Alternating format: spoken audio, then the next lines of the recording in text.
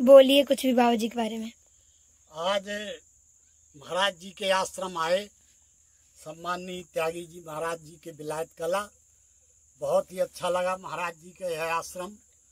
और त्यागी जी महाराज हमारे एक तपस्वी हैं।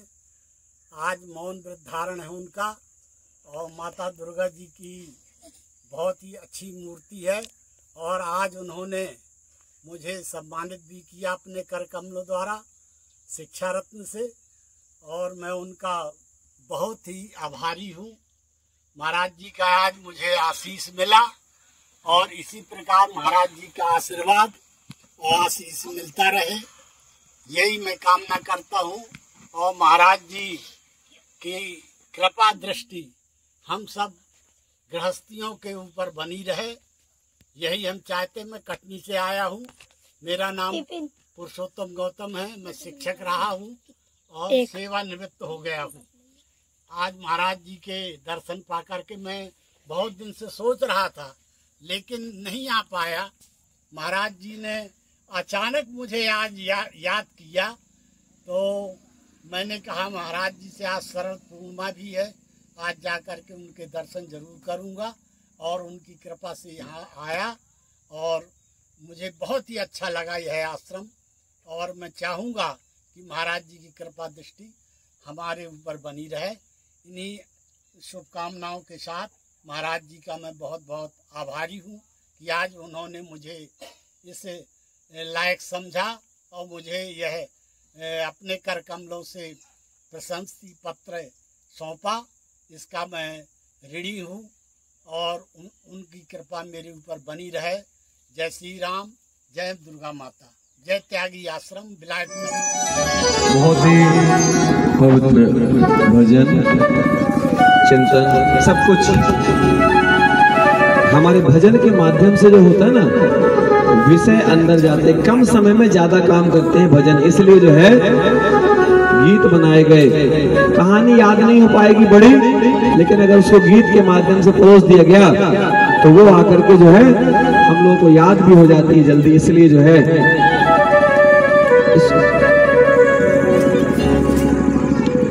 बच्चे लोग बेटा वहां बैठ जाएं, देखो पर्दा न खींचे। और रावण ने जब तैयारी की ना, मारीच श्रूयतां तात वचनम भाषतः आतो अस्मिमं चार्तस्य भवानी परमागति। कहते हैं मारीच ने सब कुछ बता दिया कि भगवान की महिमा को तुम नकार नहीं सकते। और क्या बोले रावण कि तुमको अगर डर लग रहा है तो मरना तो तुमको पड़ेगा। अब तुम रावण के हाथों मरना चाहते हो, राम के हाथों, ठीक है ना? तो आपको तय करना पड़ेगा कि आपकी मृत्यु किसके हाथों, रावण के हाथ से मरना है कि राम के हाथ से। तो मारीच ने जो है कहा कि मुझे राम के हाथ से मरना ज्यादा अच्छा है, राम के हाथों मुक्ति होगी और रावण के हाथों मृत्यु होगी। मृत्यु और मुक्ति, देखो मरना दोनों में पड़ता है, लेकिन एक मुक्ति होती है। जो साधक होते हैं उनकी मुक्ति होती है, और जो बाधक होते हैं मर गए सारो, ऐसा बोल देते हैं तो बड़ा अति रहा, मर गया। और आपसे निवेदन किया गया है कि तीर्थों की, स्वर्ग की महिमा को खंडित न करें। ये बहुत बड़ा तीर्थ है। इस स्थान की महिमा आप लोगों को बढ़ाने, आप लोग इस स्थान की महिमा बढ़ाने वाले हैं। कोई भी किसी भी तरह का नशे का सेवन ना करे, बहुत आनंद में रहेंगे। सबके लिए है, तत्काल भी फायदेमंद है और बाद में फायदेमंद। रही बात हमारी आंखों की, तो आंखें हमारी बहुत तेज है। हम तो आखिर तक देख रहे हैं किसके पास किसने गुटखा निकाला, किसने तम्बाकू निकाली। देखना पड़ता है, सब परिवर्तन कर रहे हैं, परिवर्तन में सब देखना पड़ता है, आगे से लेकर पीछे तक। तीसरी आंख भगवान शंकर जी को खोलनी पड़ती है, अपन तो 3-4 टक खुली रखते हैं आते वहीं से, ठीक है ना। कुछ भी प्रयास तो ये रहे कि थूक भी ना गुट के, मालूम कथा सुन, आप तपस्या करने बैठे हैं, आपको क्या लग रहा है कि अकेले हम यहाँ तपस्या करें? नहीं, आपकी भी तपस्या चल रही है और आपकी तपस्या ज्यादा महत्वपूर्ण है। हमारी तपस्या इसलिए महत्वपूर्ण हो जाती है क्योंकि हमारी तपस्या से ढेर सारे लोगों को लाभ मिलता है। जब हम भोजन भंडारा बनाते हैं तो 150 लोगों के लिए बनाते हैं, और आप लोग जब बनाते हो तो 3-5 लोगों के लिए, 3, 5, 7, 10, ठीक है। तो हमारी तपस्या का थोड़ा सा बस इतना ही अधिक है कि हम जो कुछ भी करते हैं वो सबके लिए करते हैं। आप लोग जो कुछ भी करते हैं अपने परिवार के लिए करते हैं, गलत नहीं है, लेकिन सबके लिए कर सके तो कितनी अच्छी बात होगी। क्योंकि अष्टादश पुराणेषु व्यासस्य वचनम्, इसको रोज बोलना चाहिए इस मंत्र को, क्योंकि 2 लाइन का है। क्या है? अष्टादश पुराणेषु व्यासस्य वचनम् परोपकाराय पुण्याय पापाय परपीडनम्।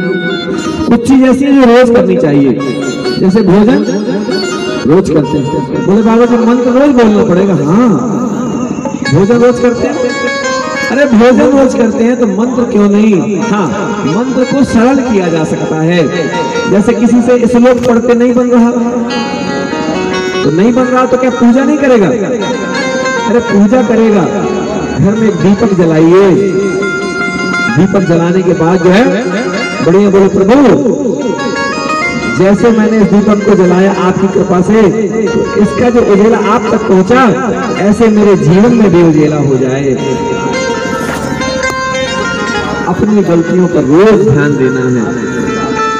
जैसे जैसे हम लोग छोटी छोटी गलतियों को निकालते हैं हम में निखार आते जाता है। निखार ही जरूरी है।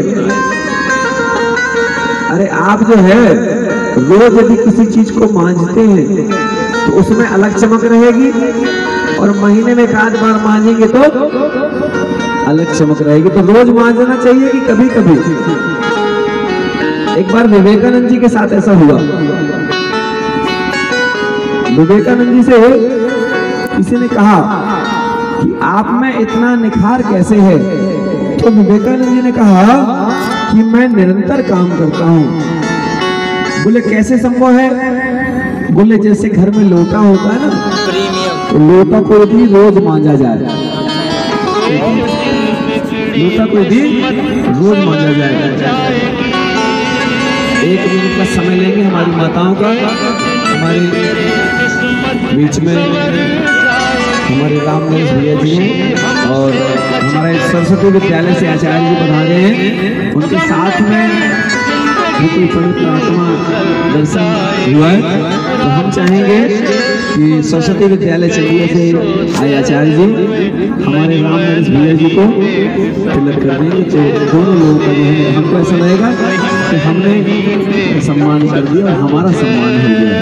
आइए सरस्वती विद्यालय से आचार्य जी ठाकुर साहब और राम नरेश जी, और आपके साथ में जो कोई आपका साथी है, स्नेही है, तो बिल्कुल निसंकोच, क्योंकि 1 मिनट में कुछ बिगड़ने वाला नहीं है, लेकिन संस्कार जीवित रहते हैं और संस्कारों का जीवित रहना ये हमारे जीवन की सबसे बड़ी पूंजी है।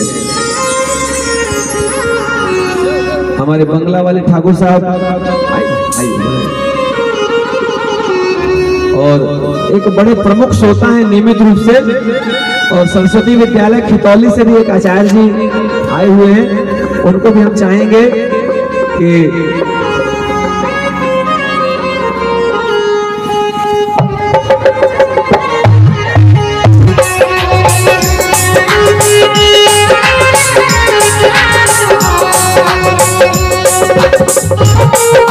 चूंकि शिक्षक लोग हैं यहाँ, शिक्षक और विद्यार्थी